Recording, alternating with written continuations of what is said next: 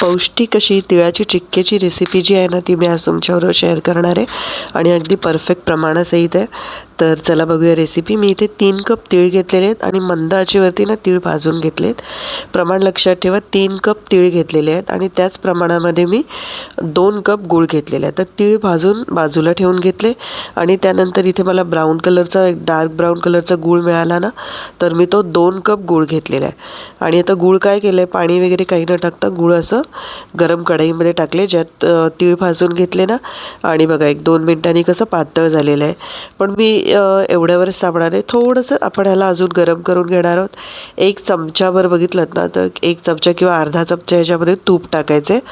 तूप टाकल्याने काय होतं, पोटासाठी पण ॲक्च्युली थोडंसं बरं पडतं तुपामुळे आणि एक छान उत्तम अशी चव येते. 1-5 मिनिटांनी मी चेक केलं ना, मला चिक्की कशी पाहिजे तर प्रत्येकाला वेगळी हवी असते. कोणाला खमंग कुसकुशीत कुरकुरीत, मला अशी ना अगदी मऊ पण नको आहे आणि अगदी कडक पण नको आहे. तर मी त्या प्रमाणात बघितलं ना, गूळ तर कडक झालेला नाही आहे, चिवट असं गूळ झालं आहे. तर मी तेवढ्यावरच थांबवलं आहे. पाक जास्त बनवणार नाही आहे मी. आणि मी आता याच्यामध्ये टाकलं आहे 1 pinch of baking soda. Okay, baking soda टाकल्याने काय होतं, खमंगपणा येतो आणि जो पाकाचा कलर आहे ना, तो पण असं छान लाईट होतो. तर ते मिक्स केल्यानंतर बघितलं ना तुम्ही किती छान कलर झाला आहे. आता यावेळेला मी काय केलं आहे, तीळ टाकलेले आहे त्याच्यामध्ये आणि लगेच गॅस बंद करून टाकला आहे. जर गॅस चालू ठेवला ना आपण, तर काय होतं की गूळ जो असतो ना, तो पाक अजून वाढत जातो, पुढे पुढे चिक्की कडक होते आणि करपायलाही सुरुवात होते. आता बटर पेपर घेतलं. बटर पेपर नसेल ना, तर एखादी थाळी घेतली आणि त्याच्यामध्ये स्प्रेड केलं ना तूप लावून खाली, तरी चालेल. बटर पेपर घेतलं तर काय होतं, मस्त असं लाटणं घ्यायचं, लाटण्याला थोडंसं तूप लावायचं आणि छान लाटून घ्यायचं. म्हणजे मस्त पातळ पातळ, आपल्याला जेवढ्या पातळ पाहिजे तेवढ्या पातळच्या चिक्क्या आपल्याला बनवता येतात. तर मी अगदी पातळ बनवता मीडियम साईज चिक्की बनवली.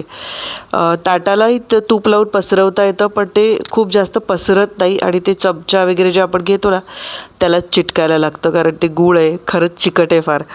तर मस्त अशा वड्या पाडून घेतल्यात मी. पाहिजे तेवढं पातळ लाटून घेतलं आहे आणि एवढ्या प्रमाणामध्ये भरपूर चिक्क्या झाल्यात. दाखवते तुम्हाला आता ताटभर अगदी, कारण पातळ पसरवून घेतल्यामुळे काय झालं आहे, त्या मस्त पटापट थंड होतात त्या.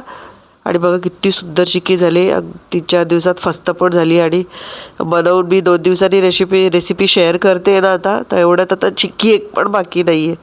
हा बघा, मी पटकन मोकळ्या करून घेतला, एका ताटात छान सजवून घेतला आणि दाखवते तुम्हाला एक. आता सध्या थोड्याशा गरम आहेत त्या.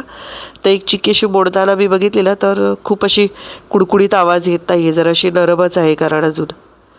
पटकन प्रमाण अगदी सिंपल साधं, याच्यात काही तामझाम नाही आहे. 3 कप तीळ घेतलेले आहेत, 2 कप गूळ घेतला आहे. जर अर्ध प्रमाण करायचं असेल तर 1.5 कप तीळ घ्यायचे आणि 1 कप त्याला गूळ घ्यायचा आहे. 1 चमचाभर तूप टाकायचं आहे. ही बघा, ही चिक्की थोडीशी नरम, गरम आहे ना म्हणून थोडीशी नरम होते, पटकन मोडली जाते. मी 2 मिनिटांनी मोडून दाखवली ना तुम्हाला. ही बघा, ही अशी मोडली जाते आणि छान झाली आहे. तर चला ट्राय करून बघा नक्की.